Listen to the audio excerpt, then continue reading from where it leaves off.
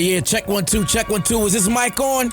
Is this mic on? Hey, listen, man. It's the one and only trendsetter DJ Sense, and you're listening to Cocktales. Dirty discussions with Kiki and Medinah Monroe. Yeah.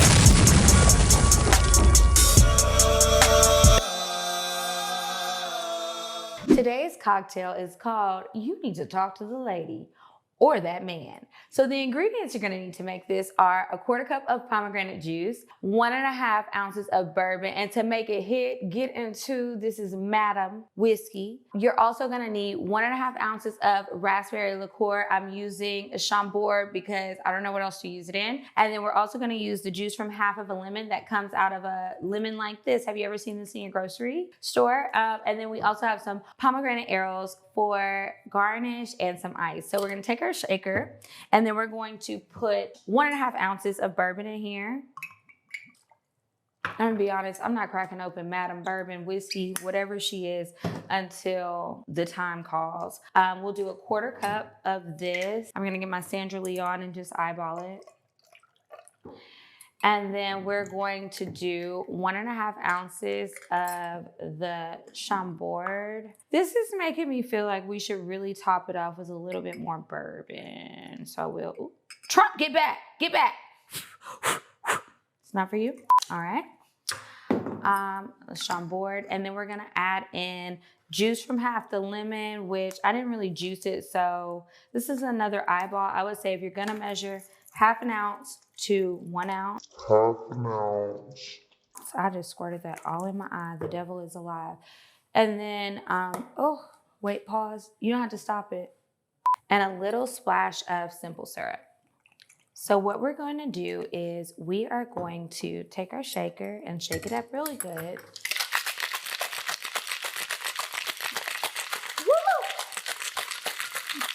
Woo! Shake it like your rights depended on it.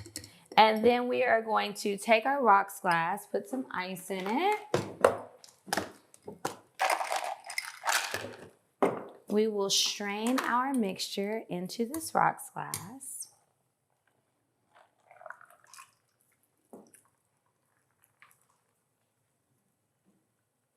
And that's it. Drink, sip, and enjoy. Well, welcome back to Cocktails or Discussions, you guys. Oh, that was a loud one. Oh my goodness. I feel like the Seven Dwarfs. I'm ashamed. That was perfect. Anyway, welcome back, you guys, to Cocktails or Discussions. This week, we have a very special guest. Welcome to Cocktails or Discussions. How are you, Shahem? Hi, I'm good. Thank you for having me. I just have to let everybody know. We have Shahem. He is a licensed therapist, social worker, focuses on mental health for men. And when I found him on Instagram, I said, oh my gosh, I need him to come on Cocktails. He lives in New York and he flew out here to come on the show. So round of applause for Shahem. Thank you. I will say I don't focus on mental health for men specifically. Trauma. Patriarchy impacted people, which Well, include men. Well, that's us too. Well, now what does that mean? So, patriarchy impacted people, in case you didn't hear him. That includes men. People who are heavily impacted by living in a society that centers and focuses men. Sometimes men need to be dissented from that too. No. Like America, the Middle also East. Explain it even further. Make it on the remedial level, because I'm having a hard time understanding. So the patriarchy is a society that is centered around men and give men predominant power. Mm-hmm. People who aren't men, specifically women and also men, are harmed in that process. The patriarchy is bad for everybody. Men having unbridled control, it hurts other people.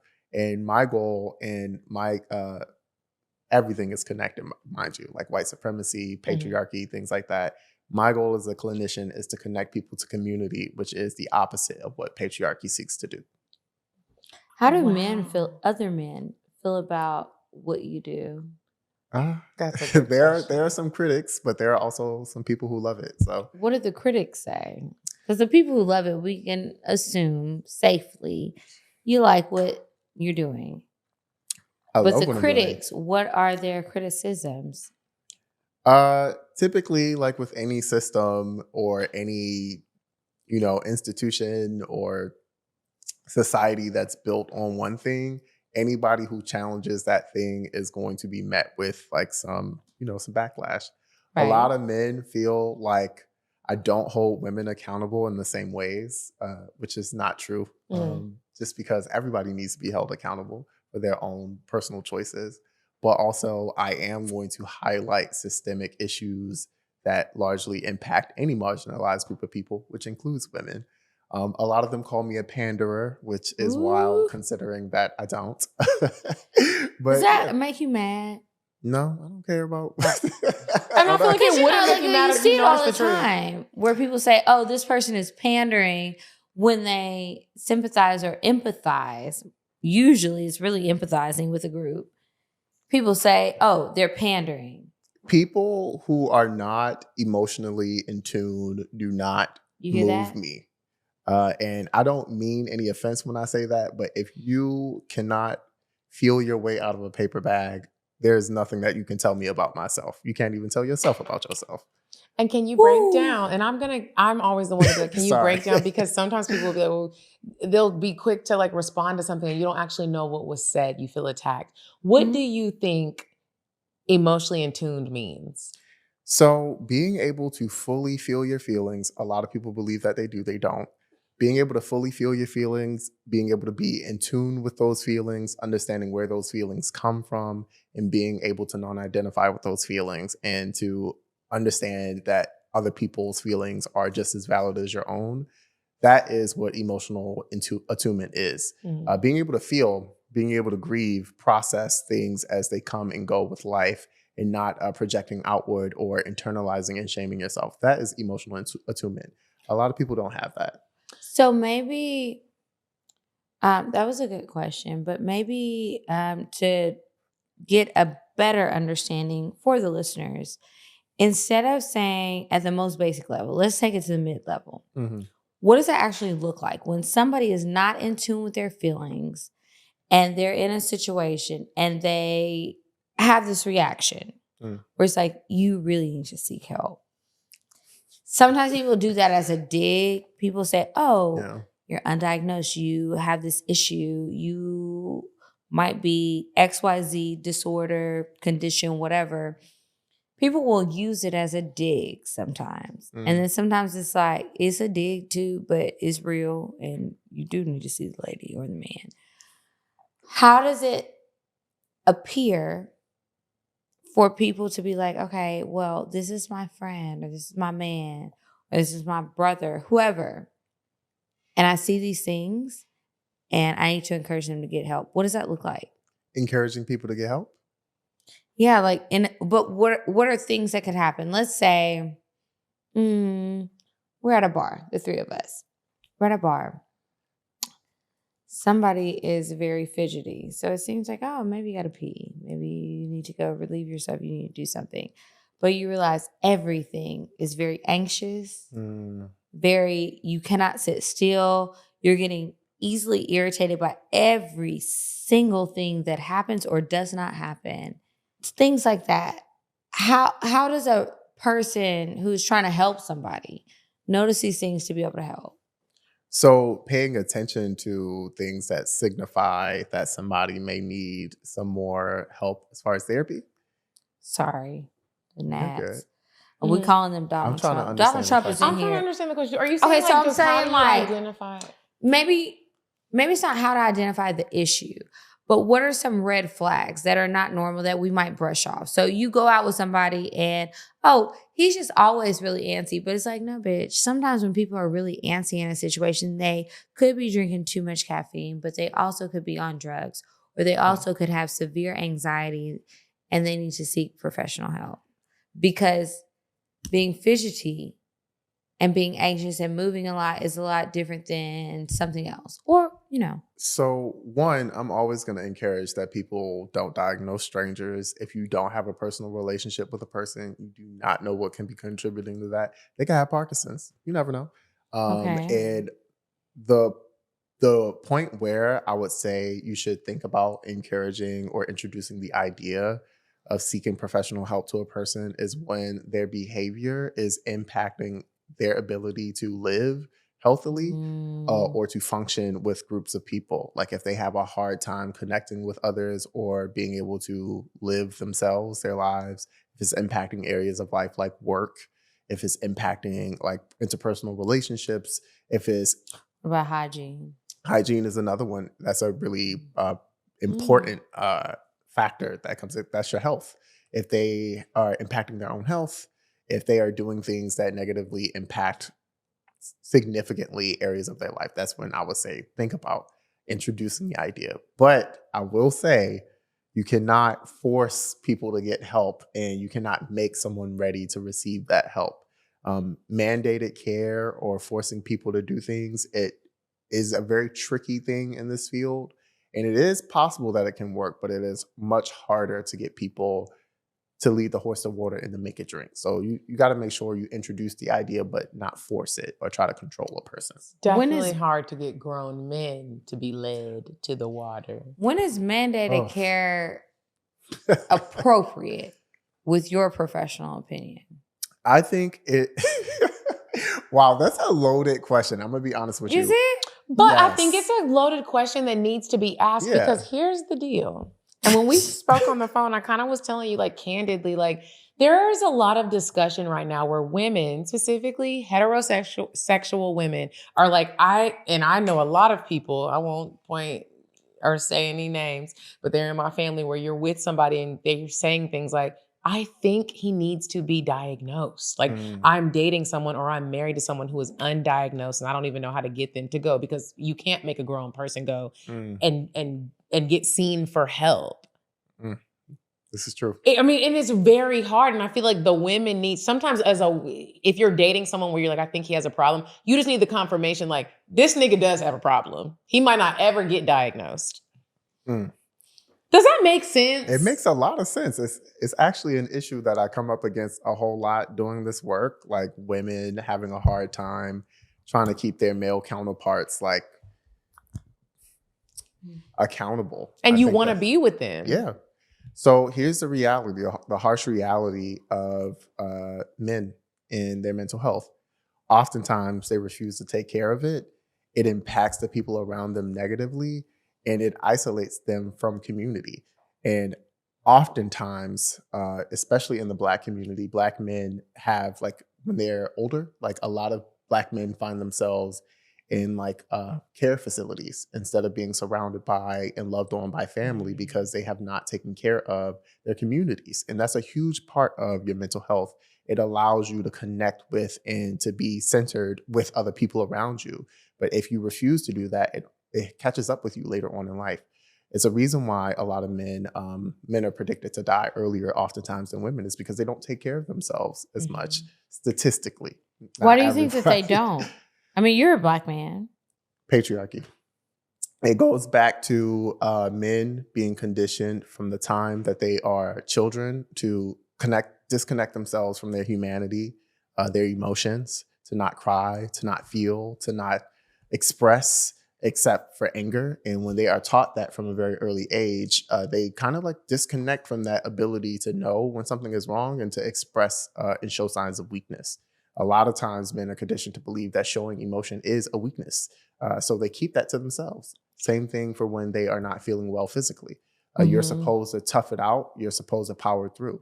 And that is harmful for everybody, not only the men themselves, but for the people who love those men. Right. So with that being said, the stigma basically around like showing your emotions for a man, what advice or what tips, because advice is such a strong word, what tips or what do you live by that helps you like kind of not live by that stigma that you would give men to be like, bro, it's okay to cry?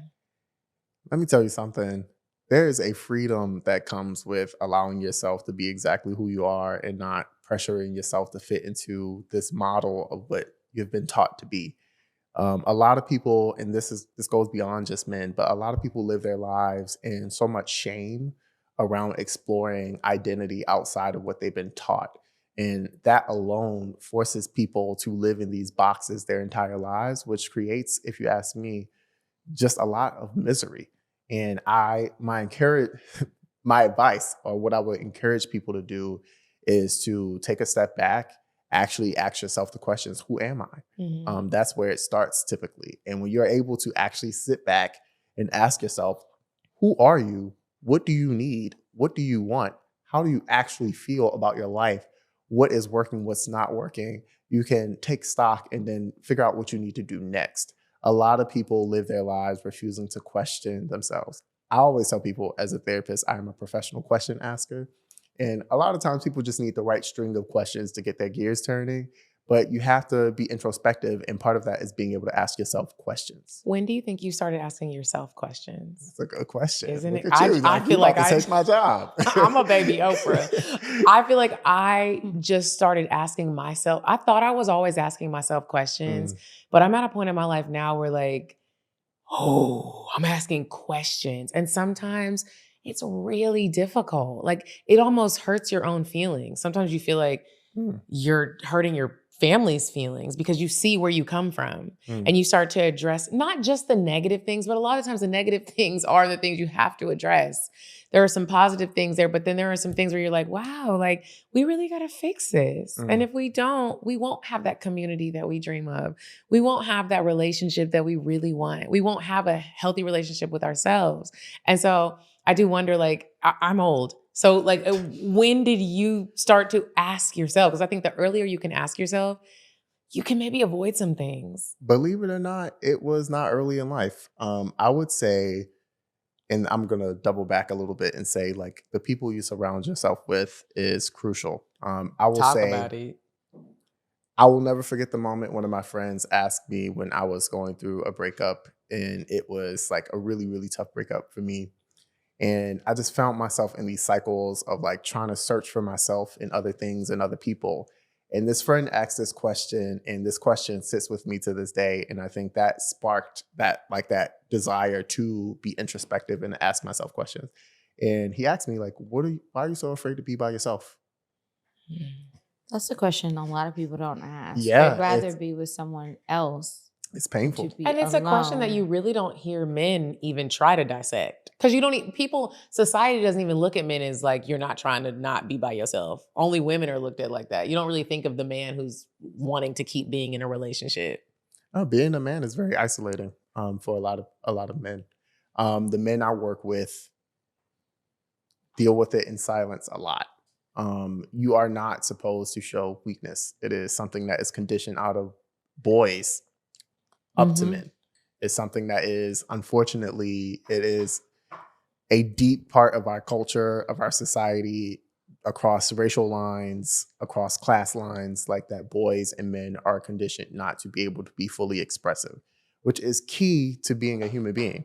And when you cut that part of yourself off, when you cut off the bad, you also cut off the good, and you often like find yourself isolated. And we are living in a society that has a pandemic of loneliness, and that isolation is felt not only through the echoes of men, but like the people who love those men, the people who love men, the people who want to connect with and be in community with men. It winds up being this isolating experience for everybody involved. So when you get male clients, what is usually the catalyst that brings them to you that they will admit? And is it ever different after you have multiple sessions? I have a hard truth. Okay. And this one is for the men. You're gonna need to hear this. This is for the fellas, strictly for the fellas. First, I want to say a lot of men do not last very long in therapy. Unless they have a wife or a girlfriend who's gonna make them. No. That doesn't even really... They quit and they lie. Now, I got a lot of heat when I said this on the internet a while ago.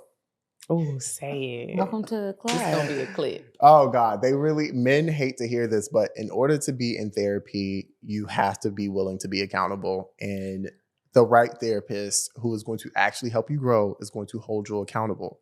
Right. A lot of men believe that women are not held accountable in the same way. I disagree. I think that women are held accountable to a higher esteem or level than men. And men often struggle with accountability because it's something that they skirt past a lot in life. Now, wait a minute.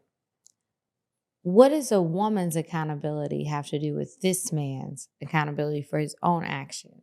That's my question immediately with this. Because I understand equality, but baby, you seeking help for you. For you. Why are you worried about the women around the globe? Do you want to know? Do you want help? Do you want to be better or no? Specifically when I work with... that wasn't for you. You're fine. It upset me in my follicles. Go ahead.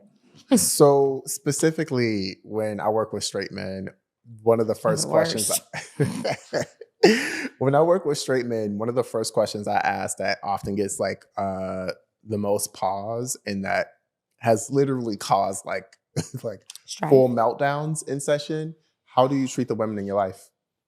They don't like that question. What they be saying? We see I'm that not advice violating letters. HIPAA in this. Well, you don't have to say no names. You can't give us situational.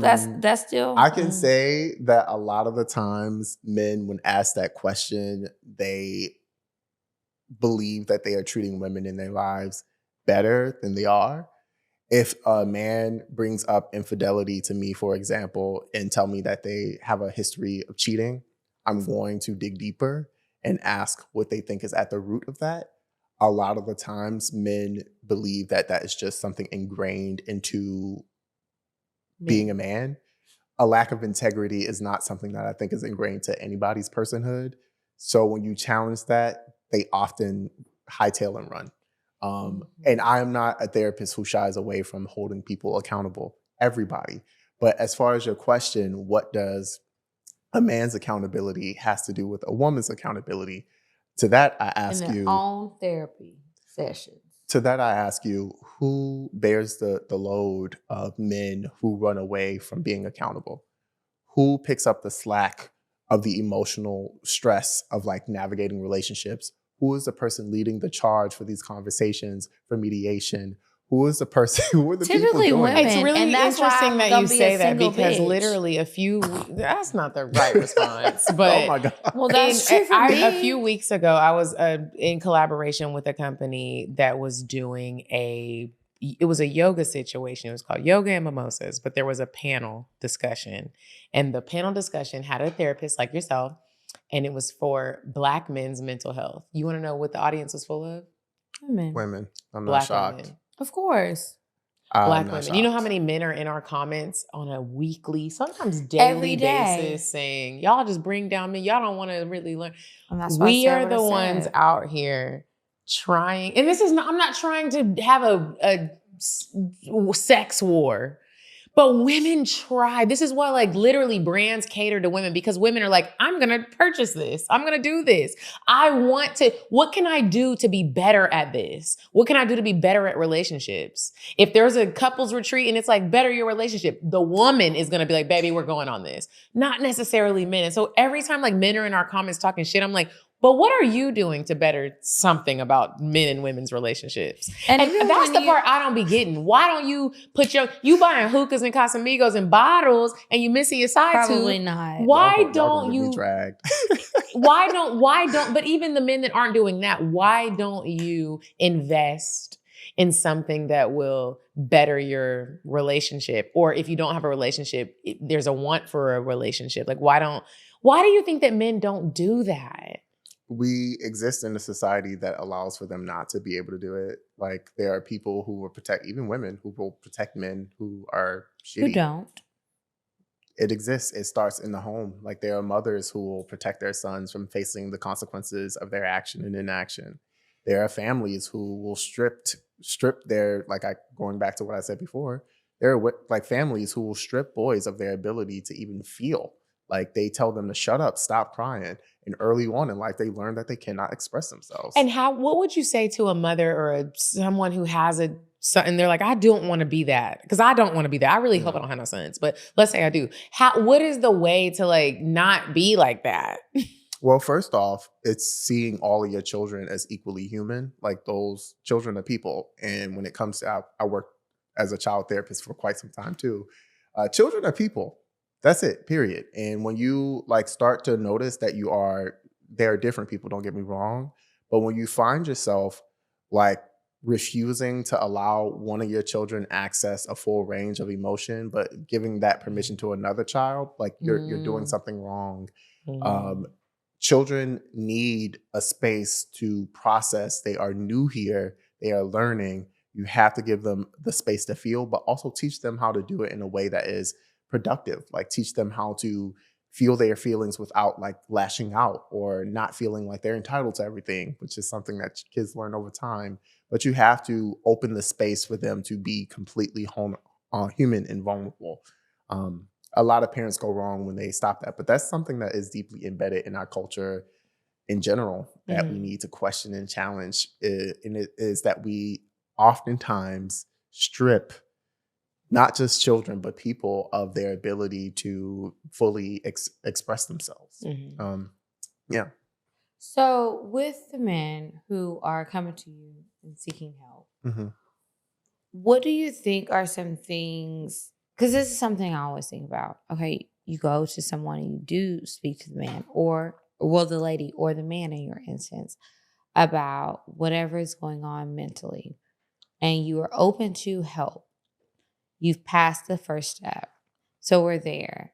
What does it look like when somebody is going through the journey of seeking help, possibly needing medication or something stronger than just some counseling sessions? How does that look to their loved ones so that they can be supportive? Because I know sometimes it's like, it's going to be a roller coaster ride. Yeah. And you might need to have some additional patience. What does it look like? So I consider myself to be a community-centered clinician. I tell all my clients this when they work with me. Like the thing that I'm going to come back to all the time is community. The people who you surround yourself with are your lifeline. And specifically, I do intensive trauma therapy. So when you work with me, it's important that you have supports outside of our sessions. Our sessions are 45 minutes a week. What if they don't? Exactly. Therapy, that I'm glad. And when it comes to men, I feel like a lot of men don't have community. I'm so glad that y'all are I'm thinking about my dad. And a I lot of about dads. friends I have, they do not have anybody else. And it's like, baby, I can't be it for you. And I'm always like, at what point does a man get to the point where he's like, I don't have no journalism. friends and I don't need none. Car ain't got no roof. You need a roof. So I'm glad that y'all are bringing this up because this is a challenge to other therapists out there because like you cannot like, a lot of therapists don't consider or think about these like dynamics and these like factors. One of the first things I ask about is who is your people? Like when you come to me, like who do you go to when you're feeling down? Like who do you talk to outside of me? Therapy ultimately is about a relationship between a therapist and a client. And with that in mind, if I notice that my client is lacking in that department, they don't have a community, the first thing that I'm going to do is help them to access that community. What do you need to do to build community? I love that. How do you And what is that for them? And like, what is on basic level? And does it depend on their age? It depends on so many different things, and it's different for every person. And oftentimes, what is like generic things? Yeah. Because these people ain't booked no session with you. Don't give it away for free. Oh my God. I'm gonna ask you later for free resources, but people are always curious, you know? What can I do? To that, like I am very open about like as much information as I can. Like that is not therapy because I believe everybody deserves to have access to this. So with that in mind, if you look around you, 9 times out of 10, if you feel lonely, you probably aren't. You probably have community around you that you're not accessing because you're not engaging it. A lot of people are conditioned to believe that, you know, somebody needs to come knock at their door and say, girl, let's go out. Like when the reality is you have to actually invest time into community. Like you cannot just wake up and have the community that you want. You have to actually be a participating member. And I often tell people sometimes too, and this specifically, I find that women struggle with this the most. And it's like, in order to be a member of community, like helping people is not the end all be all. You have to actually receive help when you need it. That is part of being a functioning community member. And a lot of women like have a hard time being like, whoa, I've been conditioned my whole life to be the helper. I'm here to help. Yeah. You have to actually open yourself up to that too. But you have to engage your community, and that goes for everybody. You have people around you. And if you don't, that's when we go to like, what exactly do you like? Who are you? What matters to you? What are your values? Because you can connect to other people who share similar values and who are interested in similar things.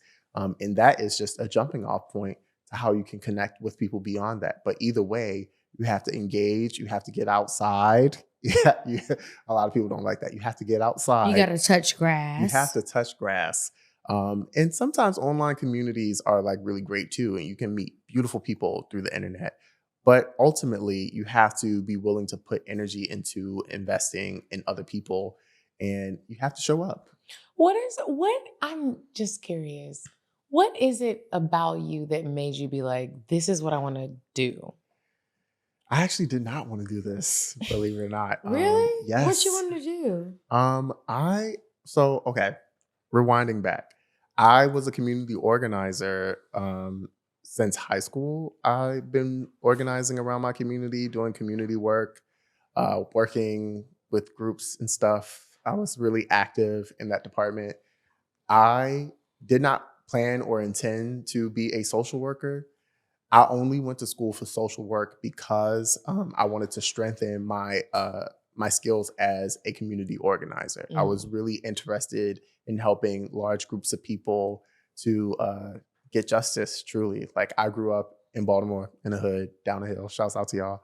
And I know I was right. growing up impoverished, like, really inspired me to want to open the doors, not only for myself, but for everybody that came behind me.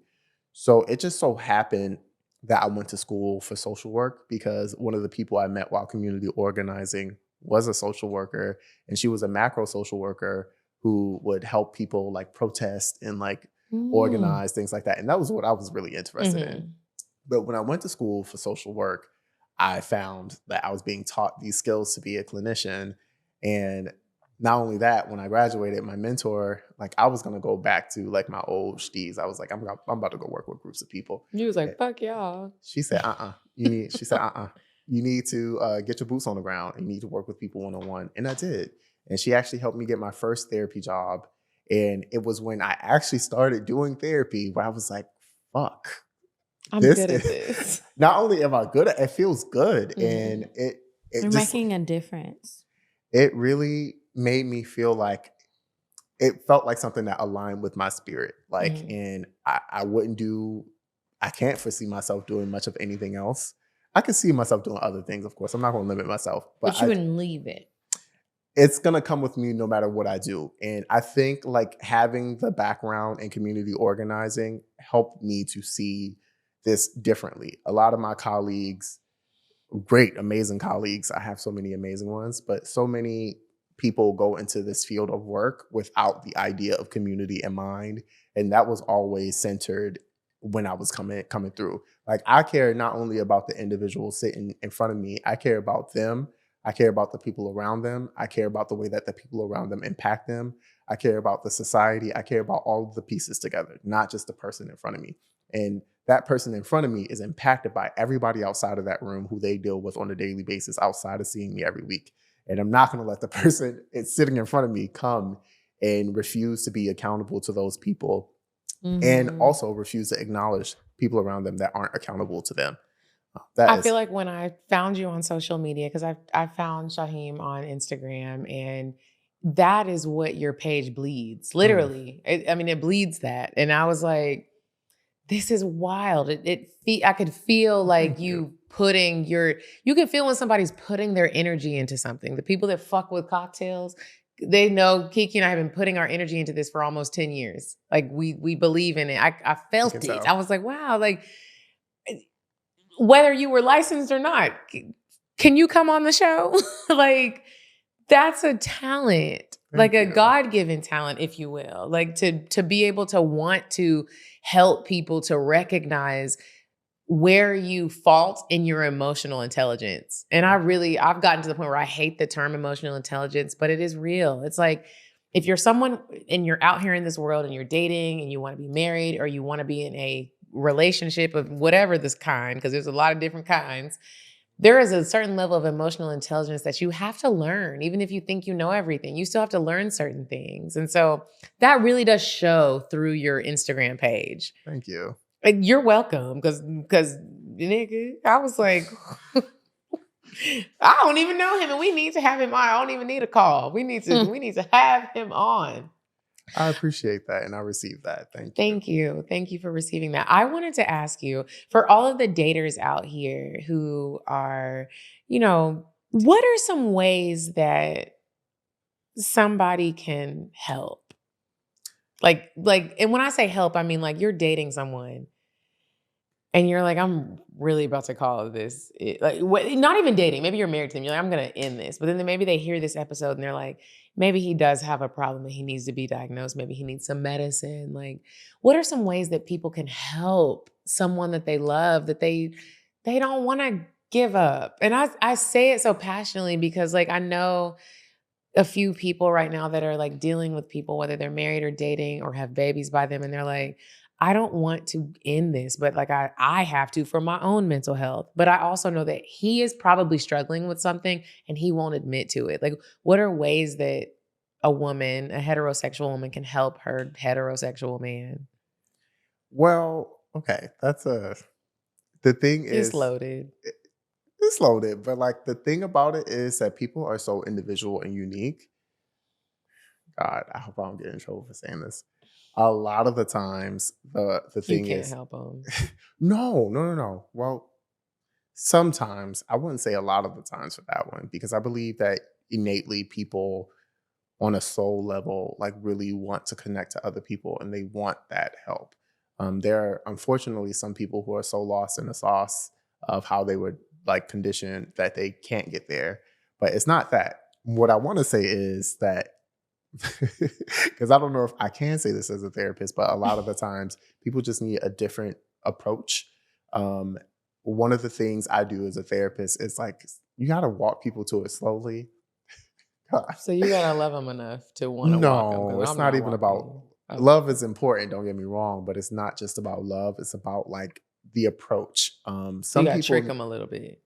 I ain't gonna say that language exactly. Okay. That sounds predatory. That's right. That's not the right language. No, that's why he's skating around it, because he's like, these are not the right words. It's kind of like guiding a person with a soft hand to like the conclusion that they need. Okay. That's in a non-predatory way. But how do you not a grooming way. Not a weird uncle kind of way. No, but just, oh my God, no. So how do you do that? Well, it's I'm trained to do it in different ways. I cannot tell other people how to do it. What I can say is that if you find that one approach is not working, you might want to like try different things. But the reality is some people just are beyond that and they just don't want to do that. But I will say, even when I do work with people who are mandated, as in they are like legally required to work with me, I worked at some point in a lockdown facility for boys. So that means they're so far gone. It's like the government is like, you getting some help. See, that's that language. Have you ever been in a Lifetime or something similar type of documentary where you have to speak with those? No. Are you familiar with Nature Boy? Yes. Do you think he needs to seek help?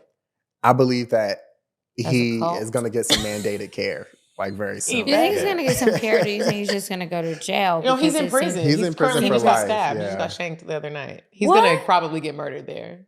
So, and again, like I will say, like this is by no means me absolving anybody from accountability. Some people are beyond that. Hey, listen, what's my good Dr. Umar says we can't all get saved. No, for real. You can't save everybody. Seriously, like some people just are gone. But would you agree that Nature Boy has a, what is it called when you have multiple? DID? Dissociative when you have multiple... You're trying to say multiple personalities?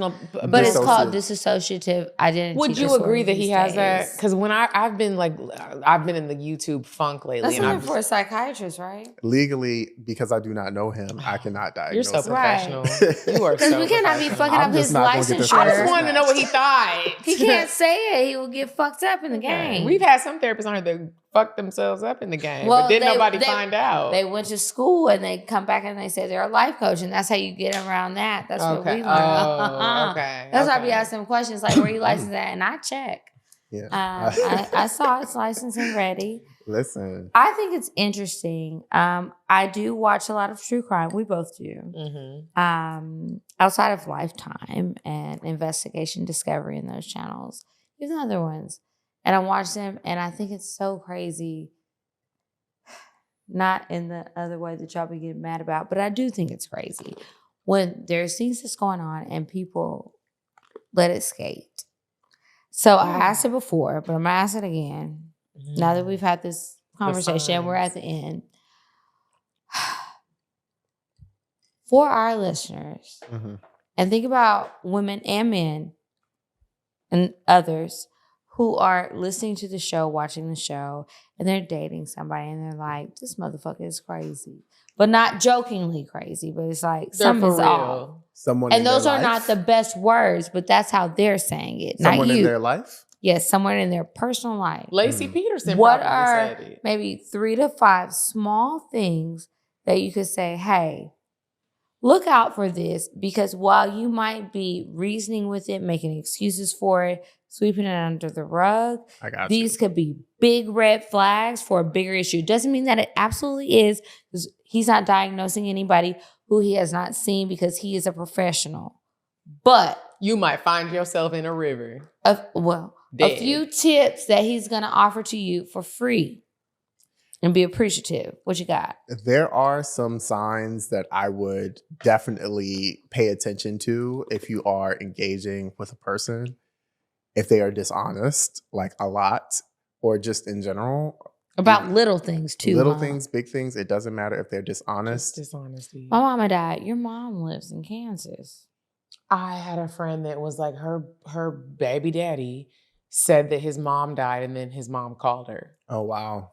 Did she think it was Tales from the Crypt? She stayed in the... You need to get diagnosed as well. Well, I mean, did she think it was like a ghost, or did she called knew? her on the phone. And did the friend? Well, she's like, oh my God, it's a ghost. No, she didn't know who was calling. She because she already sounded crazy if she said she thought this, but he said his mom died. The mom called her, and she was she picked up the phone. She was like, I'm his mom. And she was like, you lied to me about this, and she stayed with him, so she crazy too. Okay, next tip. Next tip for the people. Dishonesty was one. Okay. Controlling behavior.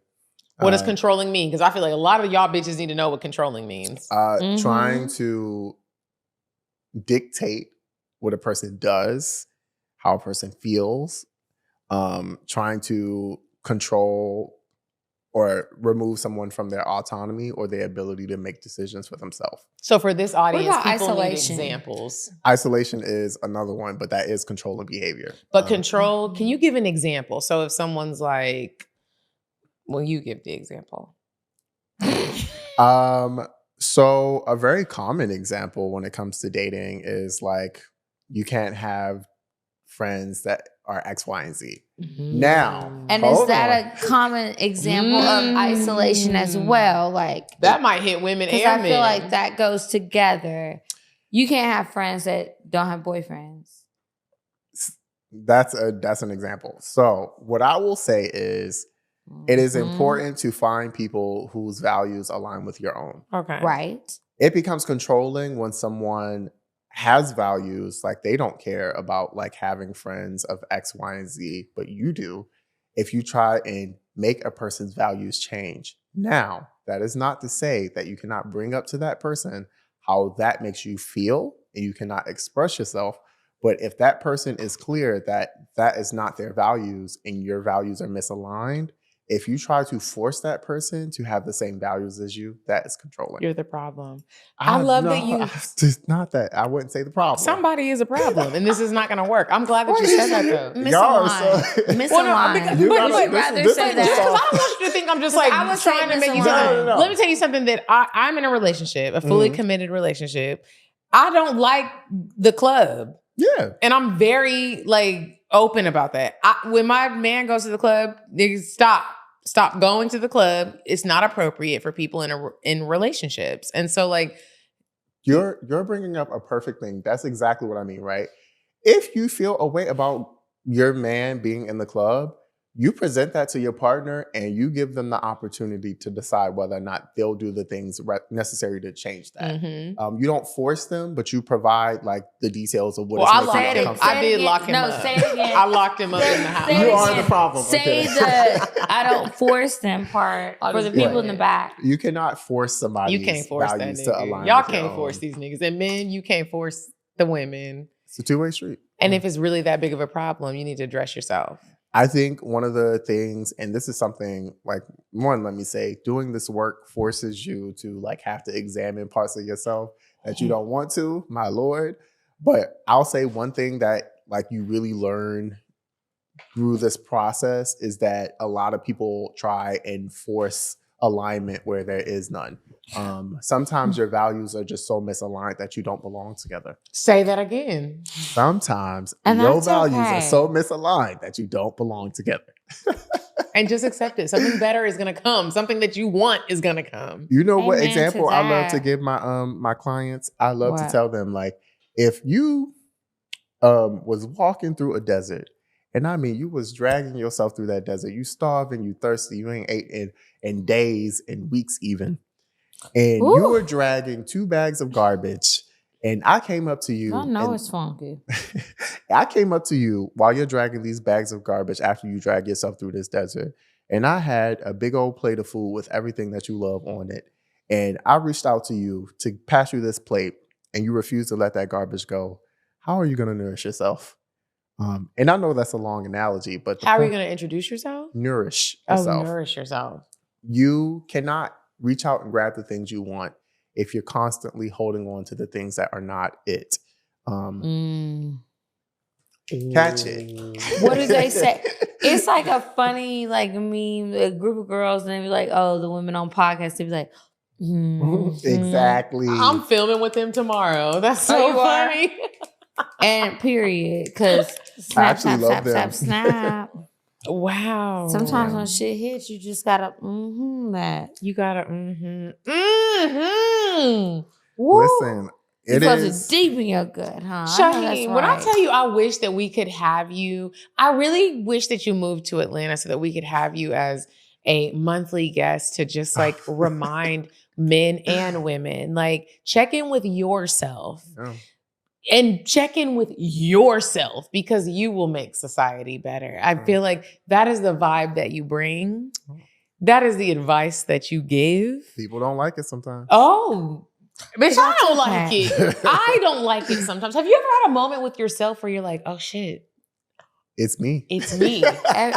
All the time. And actually. when you or you realize don't it's- like it, whatever, whether it's you or I don't like it, every week, many days, it's the self-doubt, the fear, all those things, they come compounding down on top of, but you were wrong with how you handled a situation. But how you handled the bitch you were wrong is what says a lot about you for real, for real. Like when you I don't are mind like, reflecting and being like, I was wrong. yeah, let when me you can change. admit it. When Y'all you mind can, if I or talk make about a tweet. shame? Mm-hmm. So shame is, I think, the thing that drives that, like that the way Shame you is big, and I've been battling with that lately. There's this book, and I like sharing books. And Oh, I love a resources. good book. she has a book club. Share Oh, it. nice. Yes. I mean, we Heal- usually don't read self-help, but I do recommend this. Yeah, you maybe need Type Listen, of things. it's a beautiful book. It's called Healing the Shame That Binds You. And Mm, in it, he okay. talks about how there are 2 responses to shame, how you can internalize it. Mhm. And internalizing Healing the shame that binds you. exactly. Okay. When you internalize an emotion, it's not just shame that can be internalized. You take it on as your identity, right? Think of someone who is depressed. When they allow sadness to become who they are, they often feel like they are that sadness. That's why I feel like I gotta cut some people off. Listen, I encourage pulling out the scissors when necessary. Statement is exactly it. Okay, keep going. So with shame, right? When people like do things that they feel are shameful or experience like things like embarrassment, or they feel like parts of themselves are overexposed or that they don't want to show that to the world, and they internalize that. It's two routes that it can go, right? There are the internalizers and the externalizers. There are people who have more neurotic approaches, which is they are constantly beating up on themselves. They're shaming themselves. If they do something, they're like, I'm flawed. I'll never be enough. It's me. I'm the problem, which is why I hesitate to call people the problem. That's neurotic. But Me. then there are the people with character disorders, which project outward. Those are the people who are like, they do something wrong and it's like everybody else is the problem. I know we all know somebody like that. And that's when everybody else is like, That's oh, this everybody. person needs a diagnosis. This person is crazy. Well, they While might the be rest of crazy. us are hiding in plain sight. I will say a lot of the externalizers that I meet are men. And that is typically what happens when you are conditioned in a society to not be able to really feel your feelings. You are conditioned to blame everyone outside of you. And in fact, we exist in a world that pretty much reinforces that idea to men. Like, this girl doesn't like you back. She's a bitch. She's a whore. Yeah. She fucked too many people. Exactly. Or not even to that. Maybe it's not even someone you're actually dating. Maybe you just saw a clip from a podcast. Well, that's usually it, because do we really think that they're dating? They are, though. I go to their pages and they have babies. Somebody let them hit raw. Oh my They're Lord. real babies? Not It's real AI? babies on the page. And I'd be about to talk about the babies and then I don't. Well, That I is mean, so kind of you. another good example though is like a lot of men are lonely and they will look outside and say like, it's these women's fault. Like, you know what? Of course.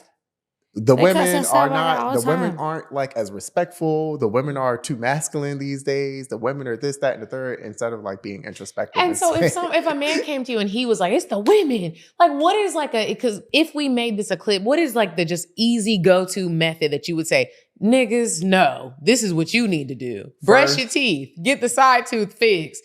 Like, is that Take it? a bath. First- Read a book. First, Learn Shut how the fuck to spell. 222. Your. Eat a Where. vegetable. There. Drink some water. Your. Let's conjugate some Darn. verbs. Let's bitch. really talk. Y'all know I love me some Via Hemp. Literally, I love all of them. They have several different options. There's a range. You can get a gummy with THC, without THC. I absolutely love the High on Love. Literally pack it for every date night. If it's a movie night, I have a little baggie and I'm like, babe, you ready to pop a little High on Love? The High on Love gummy makes you literally feel high on love. You could be in the middle of an argument. You could hate him right now. You pop one of those little High on Love gummies and you feel flirtatious all of a sudden. You feel the love that you remember who you love, basically. You want to have sex. That's funny. Talk about a little gummy that packs a powerful punch. It's just going to shift your mood. That is a mood changer, a game changer. So the High Love gummies they have THC in them, but they also have aphrodisiac herbs. So this special blend that Via Hemp has curated is going to have you feeling all of the positive sensations that come with love and feeling good down below. It works for the men. It works for the women. It really does work, because I have taken them when I wasn't really feeling so sexy and I wasn't really in the mood, but it definitely shook it. And I was just like, well, what's going on down here? I'm feeling a little rumbly down below. Right. Somebody wants some company. What's going on? I love them. They have so many different products, whether you are interested in something like this for this purpose, or you just need something to help you sleep. You need something to help you focus. You need something to just zen out, or you want to feel a euphoric feeling. They have so many different things. Now, they always have us promoting the gummies, and the gummies are great. But maybe you get a little nervous with gummies. I was on their website the other day, viahemp.com. It's VIIAHEMP.com. They have pre-rolls, they got tinctures, pre-rolls. they have all sorts of other things. They have amazing products. I hope by now that you guys have tried them. If you haven't, please do. And you've got to use our code. And if you were Cocktales. wondering, they ship to all 50 states. Discreetly. Very discreetly. So, the holidays are coming up. I love to pack this as a little elephant gift Oh, yeah, that is a good one. When my family came, I was like, I know I got something that my brothers will like. Let me go in there. Now, they did send me back because I don't really indulge in these things often. They was like, this is too low. But I sent them to the website because they also will tell you how potent things are. So if you are experienced here and you're like, I don't know, nothing's ever strong enough, just go to the website. Yeah. They're going to have something for you. There was a family member that I had got these for Christmas one year. I think it was maybe last year. And it was so funny because he had opened them up in front of everybody. And he was like, and then after he opened them, he tried to act like, oh, why would you give me these? I don't do this. And then he was like, thank you so much. You're the only one that got me what I really wanted. And I was like, I know. Exactly. Exactly. And your mama and daddy might want some too. You just never know. Maybe you all can bond over Via Hemp. So make sure you visit viahemp.com or just click the link in our description below. Use our code Cocktales for a discount. Plus you get a free sample on your first order. See, we be looking out. Anyway, now we'll get back to the show. And we know you wouldn't say that, but what would you say? If a man, this is why men sometimes have a hard time with me. This, I'm very this is much probably so. why men have a hard time with That's us. why my nigga got a hard time with me because I'd be like, what the fuck are you trying to say?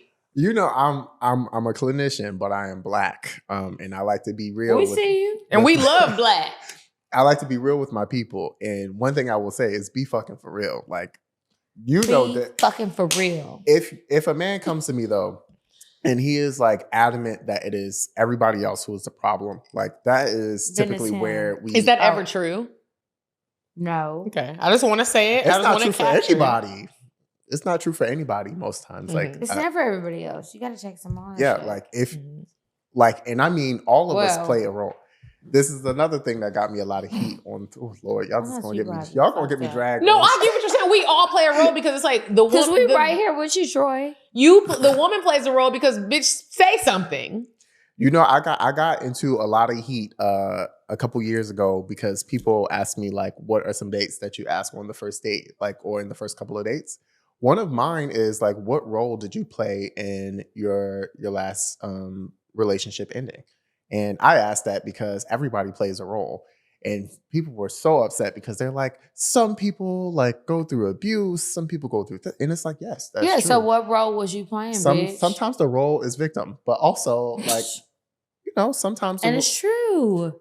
It's a question. It's true. Yeah. I asked the question specifically to see where a person is in their ability to take accountability for like how they participate in their own suffering.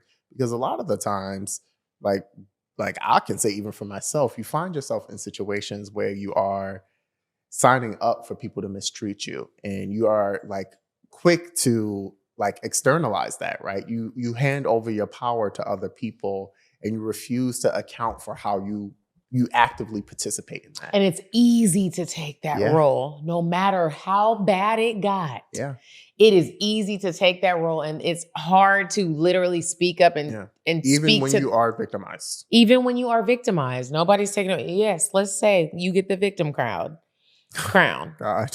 And I know this sounds very bad, but like it's also like, what bro, do you mean? We're taking the victim crown. You still played a role in the decisions that you made to end up here. And I'm not saying... And that's not always the case, to be clear. That's not always the case. Well, it's not. It's not... What do you mean that it's not? Because sometimes people end up in fucked up situations where they didn't do anything to have a hand in it. You can say what you're trying to say, which you have said many times before. However, you can end up in a situation where things happen to you and you had no role in it. And even if it... I guess even if you're in this situation to say what the things are. Well, hold on. Even when you are a person who has found yourself in the same situation over and over again, there was a first time. So let's take it back to the first time that a man mistreated you, or if you're, well, whoever, a man mistreated you. We'll just say that, and you can interchange it how you need to. Someone mistreated you. You didn't, nothing, somebody did that, no matter what your actions were. So you can try to blame the victim, which I don't like, which is like, okay, well, this person had a hand in it. They were wrong for this. They did this thing. But if this person did something, then everything that led to this moment means that no. But people end up in different situations all the time. And you never know how they get there. It doesn't mean that your choices were the one that got you there, because no matter how dumb you were, and that's the most basic way I can put it, no matter how dumb you were, somebody else still chose to mistreat you. Yes. Play Absolutely. you, do whatever. Thank you so much, because because no matter what you do, somebody else was still there and they did it, right? Yeah, let me be abundantly clear. This is not me saying that people who are victims are at fault for being victims. This is me saying that it's important for you to be able to actually take accountability for how you show up in your own life. But yeah, so once you realize you're really quick, because once you take accountability for how you show up in any relationship, whether you were a victim or not, you have to take accountability for your role in it. And I'm not saying and that's fine. That it is fine. And it's the honest part. So it's like, let's just like take a walk through for something. And again, this is not like, I'm not a therapist. You are. So if you need to shut me the fuck up, shut me the fuck up. But as someone who has been through a lot of relationships and a lot of bad decision making, I can go through and account like where it was like, yeah, like where were you making excuses for people? Where were you making excuses for yourself? And where were you making just like flat out bad decisions to lead you here? And so a lot of the times when people are victims in situations, not that you don't still get the victim crown and you're not still a victim. I wouldn't call it a victim crown. It's right. Because it's not a victim crown. It's not a crown, but because okay, the title, if I'm going to say like a title, it's still, there is a title. You are a victim, but you part of it. Just because, the point that I'm making is that just because you are a victim, it doesn't mean you have to remain a victim. And that does not mean, I feel like in the world that we're in today, what? He said, can I please? No. Like, I do want to hear you. Yeah. Let me just get this out real quick. Just because you are a victim, in my opinion, that does not mean that we don't still have to take accountability for the role we played in the situation that we ended up in. I'm not saying you brought it upon yourself, but there maybe were some moments, and I'm speaking to myself. There were some moments where there was somebody that did something and you're like, I'm gonna let it slide. I'm gonna stay in this. I'm not going to acknowledge this. That's what this whole episode is about. Yeah. I'm going to act like this didn't happen. I'm going to stay in this because, I mean, we all know people like that if we were not the people who I was people. We going to stay in this for 8 years. You can't get through something and accomplish what you're trying to get through and conquer if you don't acknowledge what the fuck your role was in it. And that's what I mean. I'm not saying you weren't a victim. Oh my God, I can't believe I'm about to talk about this here, but there's this ongoing conversation that is like really hotly debated that I kind of didn't even start, but like I called people pleasing a manipulative behavior. And I agree with that. But a lot of people don't because, you know, typically when people pleasing is... You're people pleasing for your own pleasure. Well, what do you think? People pleasing is often like something that stems from trauma. Like a lot of people grow up in situations where they aren't allowed to like express themselves. And the only way to survive is to acquiesce or to shrink themselves or to please the people who are abusing them. So I don't ever take away. But when people hear immediately like people pleasing is manipulative, what they hear is you're calling me a bad person because of my trauma. And that's exactly the opposite of what I'm saying, right? As a former people pleaser myself, like you have to be able to account for how you participate in this after you are out of these situations, for example. Like if you find yourself in situations where people are constantly taking advantage of you, which I did, you have to look at yourself and ask, why is it that I'm not even a child anymore? I'm not powerless. I'm not in a situation where I have no agency over myself, that I'm finding myself constantly at the whim of other people and shrinking myself, not being clear about my boundaries, not having any limitations, letting people treat me any type of way, giving too much of myself, sacrificing my own happiness and peace to satisfy other people because oftentimes you're not, because those people don't even know who you are. It's your pleasure. I just said it. It's your pleasure. You don't have to say it like that, but it's your pleasure. Listen, you feel good about the way you're delivering the message. People don't like hearing that because like when you're victimized, which yes, you have been victimized. I will never take that away from a victim. I will never blame somebody who, for example, goes through a relationship where they experience domestic violence. Like that is, or any sort of trauma. yes, like that is fucked up. Like being cheated on, being betrayed, being manipulated, you name it. It's all fucked up, and it makes you a victim. Not taking it away from you. But when it comes to things like people pleasing, it's important for you to be able to actually sit and look at your own behavior. What am I doing? Like, how am I giving away my power? And I know that sounds so woo-woo-woo. It doesn't though, because I feel like that's the part I think that's the part of victimization where it's like we're using the word victim and it's a strong word. But just because we use that word, that doesn't mean that we can't say, all right. And some people get very turned off by victim. The word victim. Everybody and they don't want to feel like a victim, and they feel like it's a problem to be labeled as a victim. Even that is like in and of itself, right? The refusal to acknowledge when you're victimized, it can that seems like a trauma. Because if you can't to be able to be like, it's avoidance. I'm not a victim when you were. It's avoidance. When you, and this is my goal always, right? I want people to be able to look themselves in the mirror and to sit with themselves, be honest with themselves, and actually acknowledge like who the fuck they are and what they do and how they have agency over their own lives. I am someone who came from a lot of like, I witnessed DV all throughout my childhood. I know what it looks like up close and personally.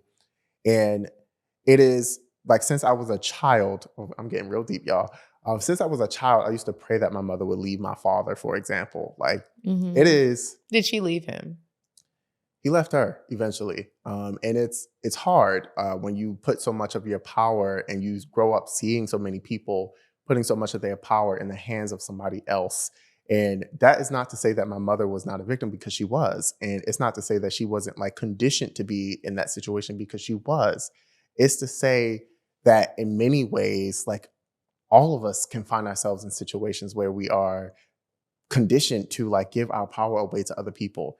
And what I try to compel people to do as much as they possibly can, if they are out of those situations where they are being harmed. Again, this is not me saying if you're in a situation where you're being harmed, that you are responsible for getting yourself out of that situation. That's not what I'm saying.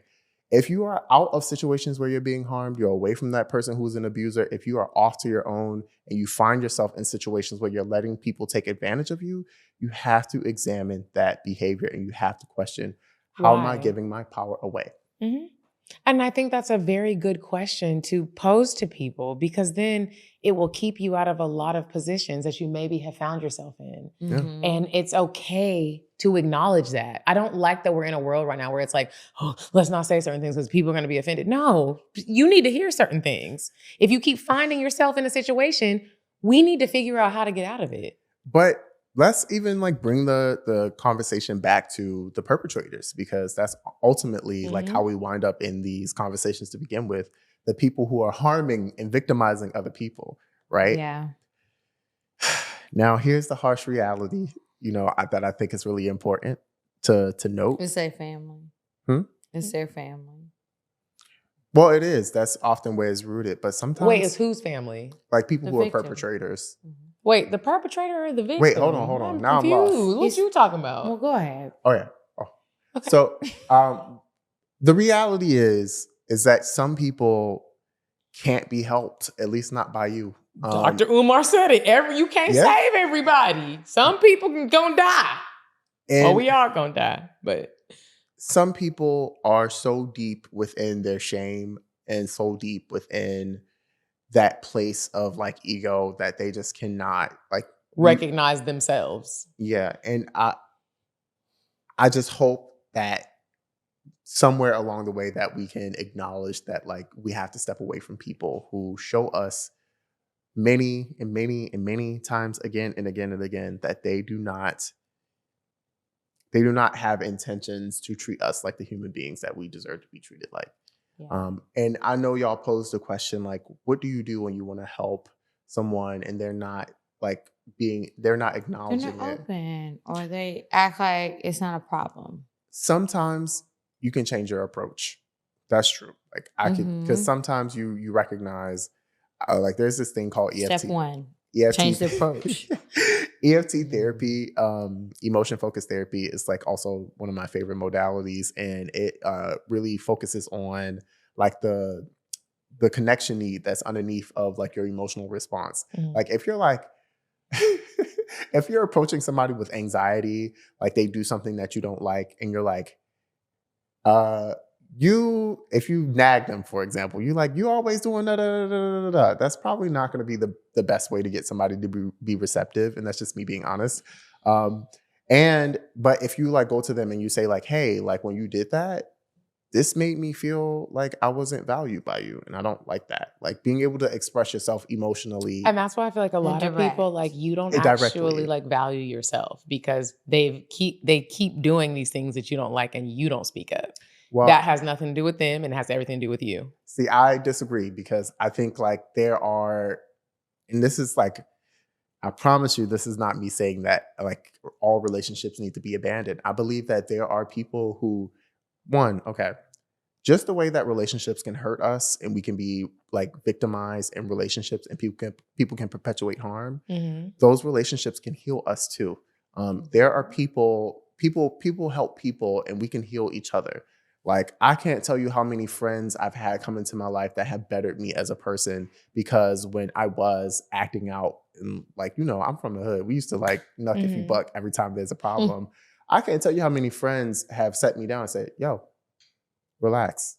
You don't have to handle it like this. But it's really interesting because like when your friends sit you down and say, yo, you don't have to handle everything like this. It's very different from when someone you're romantically involved with tries to check you. It shouldn't be. It shouldn't be, but that is the norm, especially with women. I won't speak for men, but with women, like, a man tells you like, you don't need to be doing, and now the woman is like, you trying to control me. That sounds very good. That is not what's going on in the world. So again, there are some people who are just not at that point of introspection. If their values are not there and you don't feel like you're aligned and wanting to better yourselves, you probably need to exit that situation. But ultimately, it comes down to the ability for us to heal each other. I do believe in that as a person. Like I believe that people can help other people heal. Definitely. It's whether or not those people are open to it. Like fortunately, through some string of events, like I was placed on this path to where I was open enough to hear people when they expressed concern for me. And I was put in the path of people who didn't give up on me every chance or every opportunity that they could, because I fucked up. We all fuck up. We are people. Would you say that people had to fight their way to save you in a sense? Multiple times. But I never try to make the same mistake twice. And sometimes I do, but I try not to. It is all in a person's character, whether or not they're willing to face themselves. I call it the void, right? And I think all of us have one, and we like often find ourselves running away from it. We toss shit inside of it. Like we try to fill it up with relationships, material things. Like we try to do everything. We run away from it. We work ourselves like tirelessly until we can like numb the pain. Some of us slap drugs on top of it so we don't have to feel it. Alcohol. But at the end of the day, we all have to face that void. What is that thing that you are running from? What is that thing that you're trying to cover up? What are you afraid of? And why won't you face it? When people get to that point in their journey where they're willing to look at themselves, examine themselves, be aware enough of themselves that they are willing to do that, people around them can help them. It sounds so like sound it. Just sound it. Like love. I believe in the power of love. Like people caring about you, nurturing you, but you have to be willing to be vulnerable enough to do it. Some of us shield ourselves with shame. We shield ourselves with ego. We shield ourselves by running. And we all have our responses to how we navigate trauma because we all live in this traumatic ass world. Right. There's a lot going on.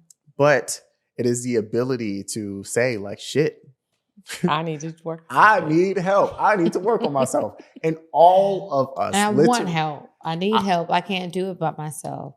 That's a bigger part. Okay. I've never met a single person on this planet that did not need the help of other people. And if they are saying they don't, they're probably crazy, and they are the friends that were like, or they're just not already there. I'm gonna now, try to I help can't you. say crazy. But But they I might will say- already be there. I want to say, and I would love to talk to you about this off camera. I host different retreats with a company called Paradise and Vibe, Nice. and we have people lead different workshops. And I feel like you would be such a great workshop leader. A lot of what our good bro Shahem talked about today is the type of stuff that we dive into on my retreats. We have Iceland coming up, and we have Costa Rica coming up. And the workshops will be led by Elizabeth Gilbert. The Iceland retreats will be led by Jazz Turner. And it's this type of shit that we be talking about where it's like, bro, there's some shit you need to check in on with yourself. It has nothing to do with anybody else. It has everything to do with you, your connection to community, connection with yourself, connection with just like being a better person. And sometimes that takes community to help you realize certain things. Maybe you need some guidance. So if you are interested in joining me on a trip, go to paradisandvibe.com and come, because I want y'all to get help. Thank you so much for coming. Like, this was like, segue. you totally flew out here. Like, this nigga came out here from New York, and I wasn't sure if he lived in Atlanta or New York, but he came. And like, I feel like this was so much needed just for like the conversation in dating, in relationship, and just personally. Like, you helped me. I don't know if he helped you, Kiki, but you helped me. You have to recognize yourself, what you bring to the table in any relationship, whether it's friendship or dating. Like, am I being my best self? Yeah. I appreciate you. Thank you so much for having me. Mhm. Seriously, I really. Now, this is not the end. We do have to. So, you guys, we're going to move on to the advice because I'm sure you're a pro at this. We have some listeners who have emailed us some questions and they want advice on a few things.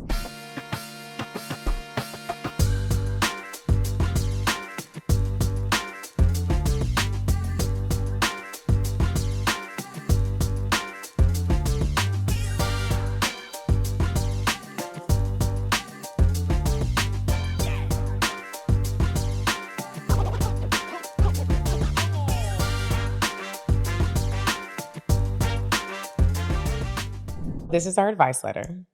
Hey, ladies, I need a little advice, please. So, I was fully raised by my grandmother, and she passed in 2018.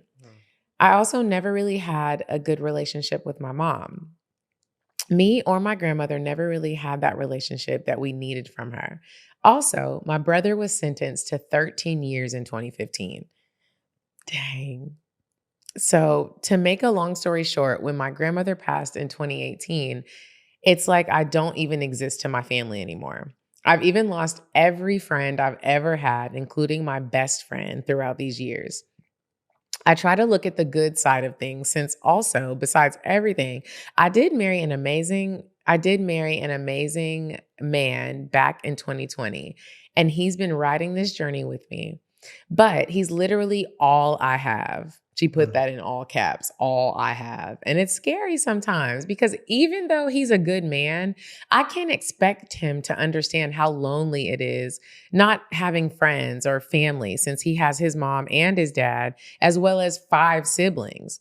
My phone literally only rings if it's my brother from prison calling, and more than likely to ask if it's my brother from prison calling, and more than likely he's calling to ask for money. I guess I just want to feel like I have purpose here. Any advice or tips? I feel like that was good. That was a good, that was good. I have a brother in prison.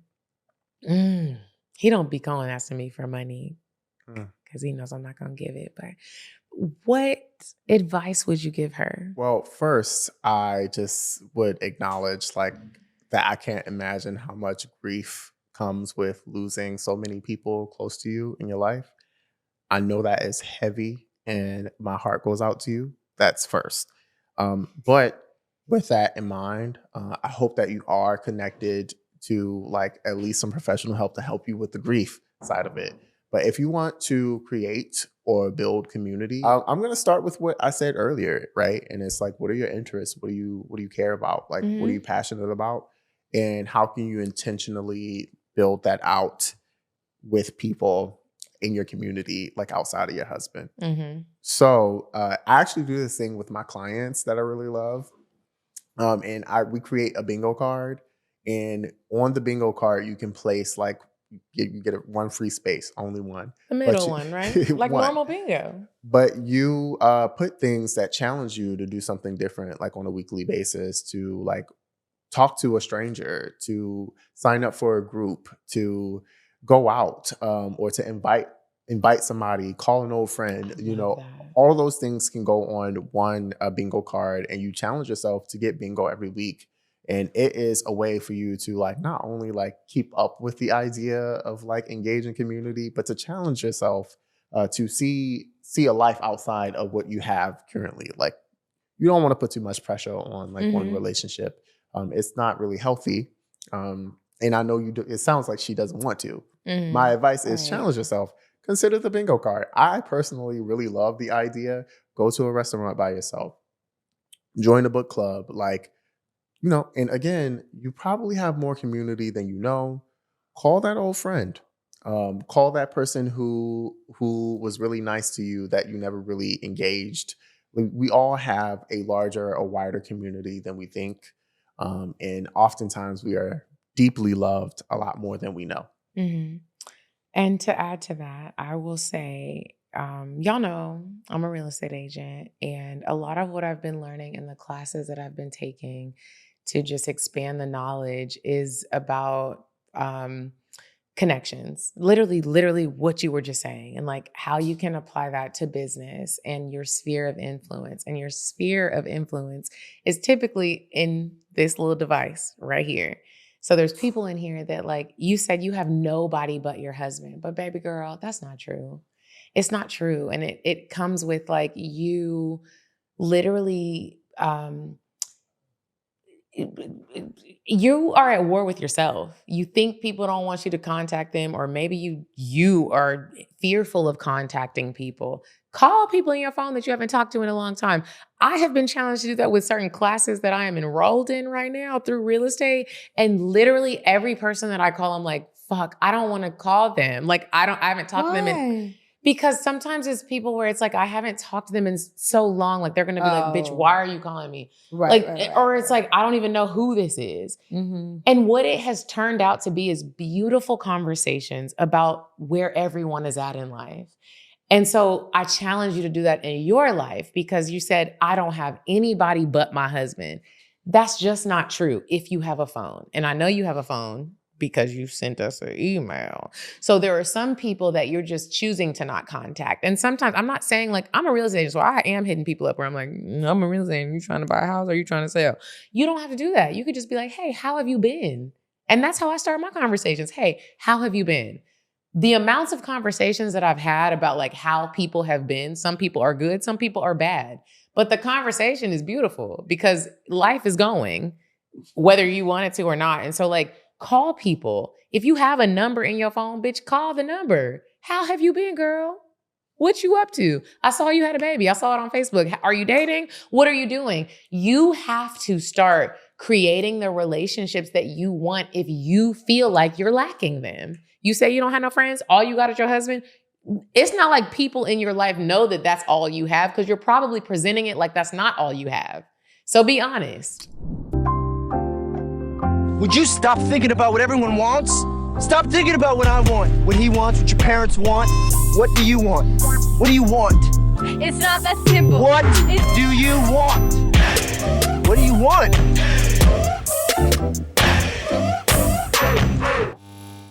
Hey ladies, it's me, Diane, and grab your tickets for a night of murder and mystery, October 11th at Boxwood Social.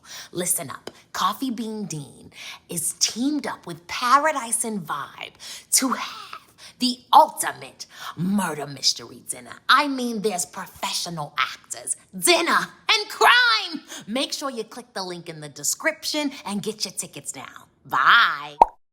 What's up, you guys? And we are back with another reminder from our good friends over at VB Health, and that is to take your health very seriously. I have been trying to be more conscious about the things that I'm putting into my body and taking care of myself, but in taking different supplements and trying to exercise and get my rest and drink more water, I was neglecting my vaginal health. I take probiotics. I've tried different ones, but I never thought about taking a probiotic specific to vaginal health. And that's what VB Health offers with their product called Soaking Wet. So Soaking Wet is a vaginal probiotic. It's for total vaginal health. And don't just think about the functions of it cleaning itself and all of that. Is good for sexy time too, because it's going to have you soaking wet. You need your vaginal flora to be right down there. You know what I mean? And when you're taking your supplements, especially this one, Soaking Wet, it is going to make everything better. You're going to be slipperier, if that's even a word. Everything is wetter. It's going to feel better, and you don't have to do it right before. You're just taking this in your everyday routine, so it's in your body, so you're going to be good to go. I really like that Soaking Wet is doctor formulated. So what does that mean? That means they're using scientifically backed ingredients. You want to pay attention to what you're putting in your body, like Kiki said earlier.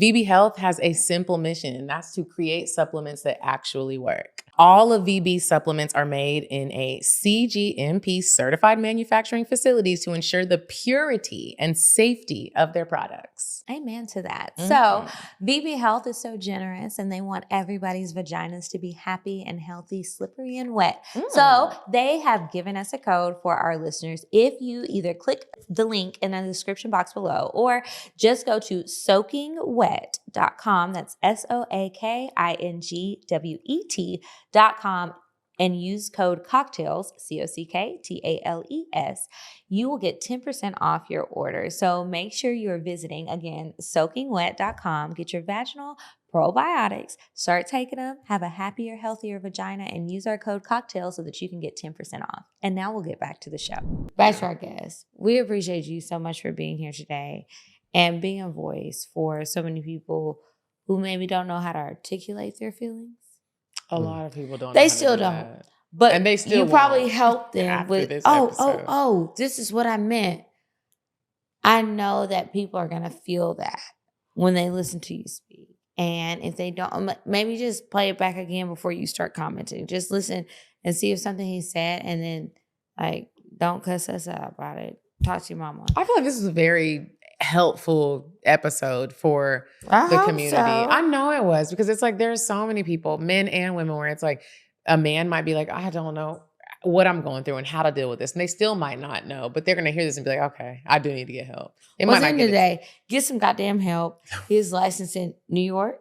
Yes. Contact him. Or I'm sure, because he is an angel on earth, he'll tell you, okay, well, baby, you live in Arkansas. I have no desire.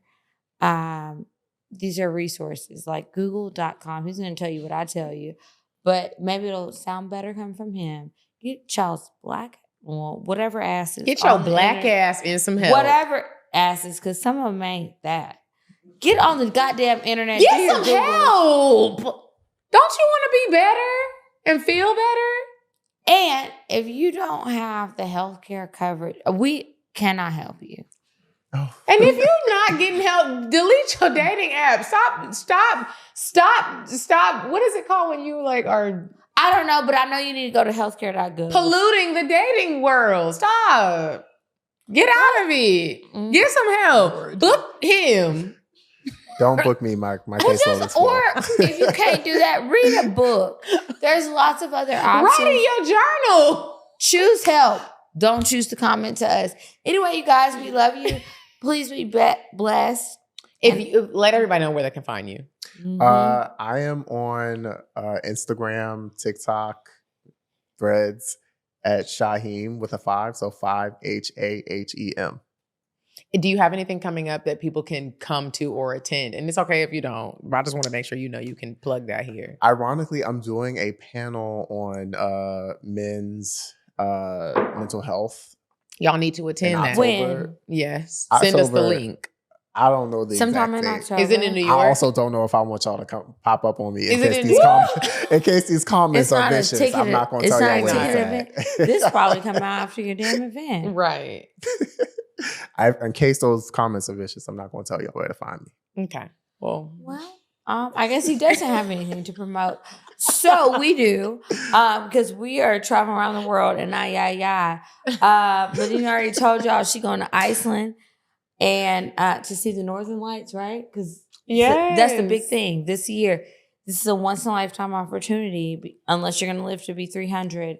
And then she's going to Costa Rica. Well, I ain't got shit for y'all this year, but I need y'all to save your goddamn coins. And for my birthday, which is right around the corner, hers too, but do this for my birthday and her birthday. Sign up for my trip in March. We're going to Curacao, and we're going to have a beautiful time.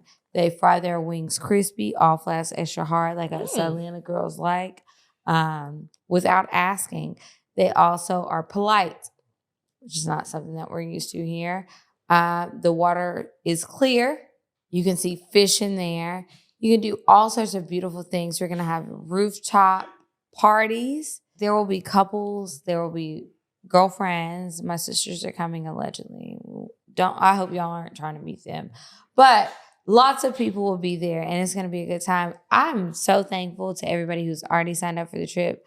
I was shocked. I was nervous, and I appreciate it. We're trying to do some different things other than the typical live shows. We've done that a million times, right? Mm-hmm. We have new things that we want to try with you guys, and I hope that you are open to it. But if you check the description box, have a wonderful week.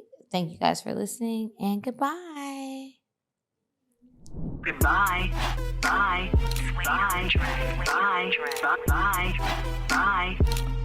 Population. Goodbye. Bye. Bye. Wait on the drive. Bye. Bye. Bye.